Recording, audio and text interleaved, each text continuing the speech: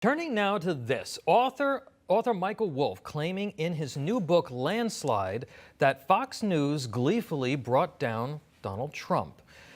Fox News took glee in shockingly calling Arizona for Joe Biden before any major network, putting an end to Donald Trump's re-election chances.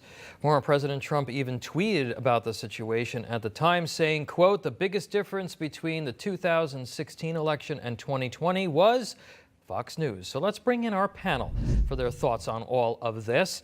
All right, I want to start off with you, AJ. Kind of an interesting take, sort of a broadside against a cable news behemoth. Yes, and this was an unfortunate development, even during the election when Fox News was calling states before even CNN or MSNBC in favor of Biden, and they hadn't even confirmed the count. But I think what we're seeing is the takeover that happened with Rupert Murdoch's sons, who are not really conservatives and are more interested in playing nice with the media establishment.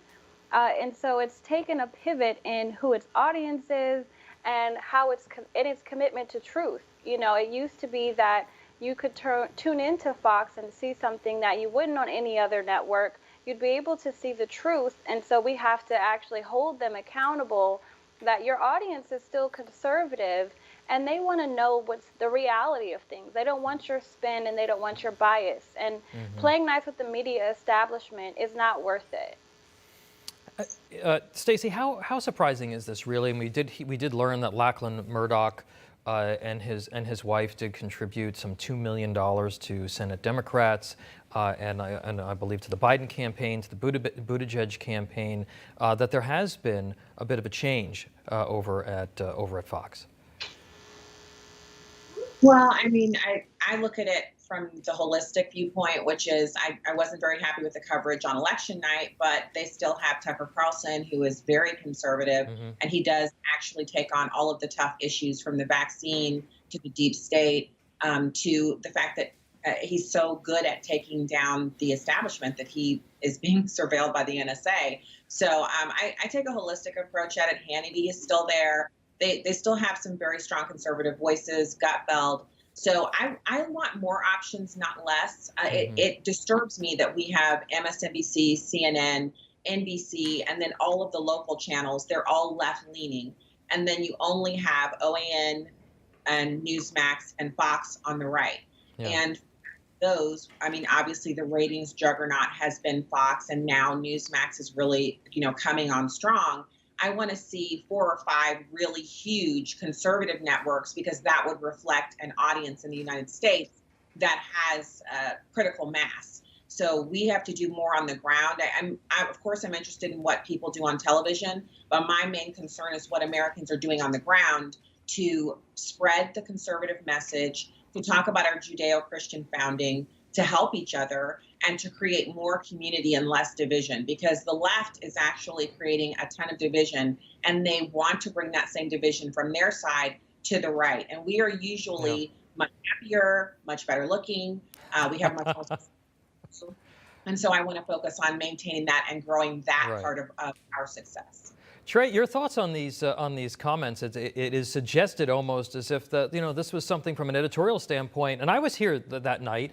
I was shocked that they called Arizona when they did. We've all been through this before. It was especially with 2000 and how it does change. It can change momentum, particularly for folks that might still be voting.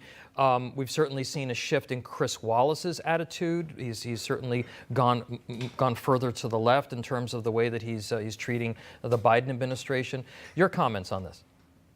Yeah, I think that you can look at this from an editorial perspective and then broaden it out to whatever kind of business model some may be trying there at Fox. Let's look at editorial. I completely agree with Stacey that, look, there's some great talent on Fox that speaks the truth nightly. But we're looking right now at the newsroom and who is making decisions that election night. And not revealing sources, I will tell you that people that I spoke with that next day were very angry. Insiders at Fox were furious with Fox for making that call that early. and question it still today. There's still anger and fallout. Let's look at the business side of it, though. I do think that things have changed since the Murdoch sons began to get involved a lot more. And those are valid questions, too, who they're giving money to, what their political leanings are, if they're running this from the top down. But I would ask, what are you thinking? Do you want to go into an oversaturated market with center-left or left-leaning publications, websites, and news channels? Right, sure. Because there's plenty of it. Yeah, and I don't think that, maybe they don't care, because they do have a political, a particular political leaning. Some of the Murdoch children. I, for one, am very honored to that.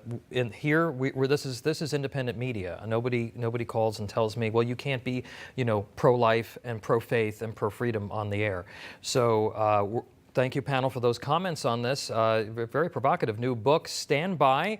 We're going to be coming right back to you. Newsmax TV has a great app, by the way, and you can use it to watch us anywhere. Just download the free app on your iPhone or your Android phone and start watching. If you want to watch Fox or CNN or MSNBC, most of the other cable networks, you have to have some kind of subscription to log on, but not Newsmax. We're 100% free, and millions of people are now using our app and watching us on OTT devices. It takes probably less than a minute. Head on over to the App Store on your iPhone or your Android right now and download Newsmax TV. The app has now been downloaded more than 6 million times. Head on over there. I'm telling you, you're going to love it.